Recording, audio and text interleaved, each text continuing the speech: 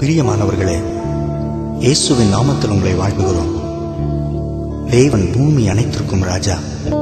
யோசித்து பாருங்கள், உலகத்தில் உள்ள ஒரு தேசத்திற்கு மட்டுமே ராஜாவாய் உள்ளவரை நாம் எவ்வளவாய் கனப்படுத்துகிறோம், போற்றுகிறோம், வாழ்த்துகிறோம்.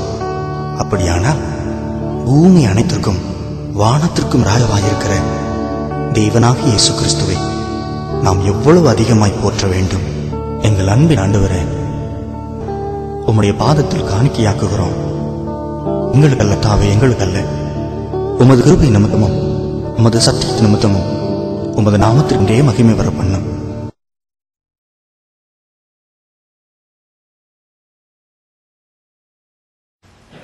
Praise the Lord. ஆண்டவராகிய இயேசு கிறிஸ்துவின் நாமத்தினாலே உங்கள் யாவரையும் இந்த டெலிவிஷன் ஊடாக உங்களை சந்திப்பதில் நான் மிக்க மகிழ்ச்சி அடைகிறேன். கர்த்தருக்கு மகிமை உண்டாவதாக. மோசேக்கும் ஆரோனுக்கும் ஆண்டவர் கொடுத்த கட்டளையின்படி என் நாமத்தினாலே என் ஜனங்களை ஆசீர்வதி, நான் அப்பொழுது ஆசீர்வதிப்பேன் என்று சொன்ன வசனத்தின்படி இன்றும் அவர் எங்களுக்கு கொடுத்திருக்கிற அதிகாரத்தின்படி இயேசு ஜீவிக்கிறார் சபையின் சார்பாக இந்த டெலிவிஷனுக்கு முன்பாக இருக்கிறவங்க யாவரையும் நாங்கள் வாழ்த்தி உங்களை ஆசீர்வதிக்கிறோம். கர்த்தர் தாமே உங்களை ஆசீர்வதிப்பாராக. இந்த அருமையான மாலை வேளையிலே நாம் கர்த்தருடைய செய்திக்கு கடந்து செல்வோம். இந்த நாளிலே செய்தியினுடைய தலைப்பு, பிள்ளைகளுக்கு நீ போதி. எனக்கு அருமையான பெற்றோர், பிள்ளைகளை பெற்றவர்களுக்கு ஒரு ஆலோசனையாக, கர்த்தர் பிள்ளைகளை எப்படி வளர்க்க வேண்டும் என்று தேவன் ஞானம் கொடுக்கிறவராயிருக்கிறார். இன்றைக்கு அநேக பிள்ளைகளை பெற்ற பெற்றோர் இந்த ஐரோப்பா தேசத்திலே கண்ணீர் வடிக்கிறார்கள். இலங்கை, இந்தியாவில் இருக்கிற மக்களை குறித்து, பிள்ளைகளை குறித்து எனக்கு பெருசா தெரியாது. மத்திய கிழக்கு தேசங்களில் இருக்கிற பிள்ளைகளை குறித்து எனக்கு வடிவா தெரியாது. ஆனால் இந்த ஐரோப்பா தேசங்களிலே இருக்கிற பிள்ளைகளுக்காகவும், கனடா தேசத்திலே, அமெரிக்கா தேசத்திலே இருக்கிற தமிழ் வாழ் மக்களுடைய பிள்ளைகளுக்காகவும்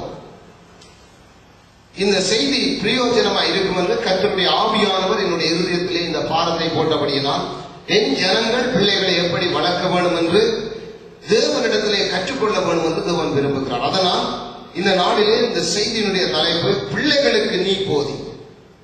பிரசங்கம் என்பது எல்லா மனிதர்களும் எல்லா விதத்திலும் பிரசங்கம் செய்யலாம். ஆனால் முதலாவதாக நம்முடைய பிள்ளைகளுக்கு நாம் போதிக்க பழகி இருக்க வேண்டும். முதலாவதாக வேதம் என்ன சொல்லுகிறது என்றால், நீதிமொழிகள் 22ஆம் அதிகாரம் 6ஆம் வசனத்தை வாசிக்க நாங்கள் கேட்போம். பிள்ளையானவன் நடக்க வேண்டிய வழியிலே அவனை நடத்து, அவன் முதிர் வயதிலும் அவனை விடாதிருப்பான். ஆமென். எனக்கு அருமையானவர்களே, பிள்ளை ஆண்டானை நடத்த வேண்டிய வழியிலே நீ நடத்து, அவன் முதிர் வயது வரையும் அதை காத்துக் கொள்வான். முதிர் வயது வரையும். இப்போ 2 வயசுல 3 வயசுல நீங்கள் போதிக்கிற பிள்ளைகள் 20 வயசுல 25 வயசுல அதை விட்டு விடுவார்கள் என்று சொல்ல வேதம். முதிர் வயது வரை. அப்ப முதிர் வயது வரை அந்த பிள்ளைகள் கல்யாணம் கட்டி பிள்ளைகளை பெற்று பிள்ளைகளுடைய பிள்ளைகளை கண்டு முதிர் வயது வரை அந்த தேவனுடைய உபதேசத்திலே அவர்கள் நிலைத்திருப்பார்கள். எனக்கு அருமையான ஜனமே, இந்த செய்தியை ஆராய்வதற்கும் ஆயத்தப்படுவதற்கும் இது என்ன காரணம் என்றால், என்னுடைய இருதயத்திலே ஆண்டவர் இந்த பாரத்தை போட்டார்.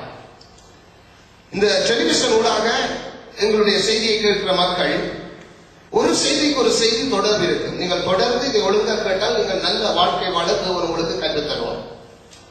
ஒரு செய்திக்கு ஒரு செய்தி தொடர்பு இருக்கும். அதனால் நீங்கள் கவனமாக இதை கேட்டு உங்களுடைய பிள்ளைகளை நீங்கள் வழி நடத்த முயற்சிப்பீர்களானால் கர்த்தர் உங்களுக்கு உதவி செய்வார்.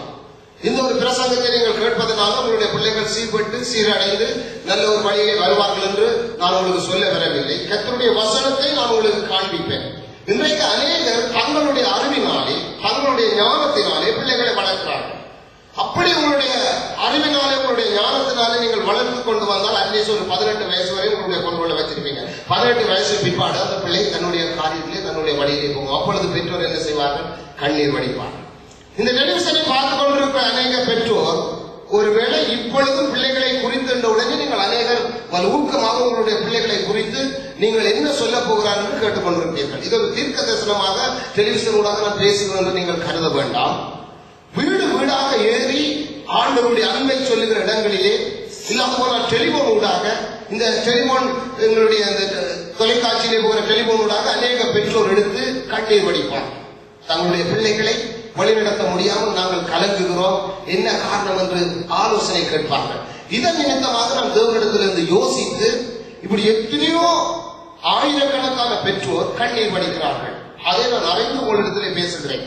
அதனால் எனக்கு அறிவார்கள், இந்த சத்தத்துக்கு நீங்கள் செவி சாய்த்து கர்த்தருடைய வழிநடத்தலுக்கு நீங்கள் வருவீர்களானால் உங்களுடைய பிள்ளைகள் உங்களுக்கு கீழ்ப்படிந்து உங்களுக்கு ஆசீர்வாதத்தை கொண்டு வருவார்கள். இது பெற்றோருடைய கையில தான் உண்டு. அநேக பெற்றோர் எண்ணுகிறார்கள், என்னுடைய பிள்ளை பிசாசினால் வஞ்சிக்கப்பட்டு விட்டார், கடவுள் இருக்கிறாரா என்று அநேகருடைய இதயத்திலே கேள்வி.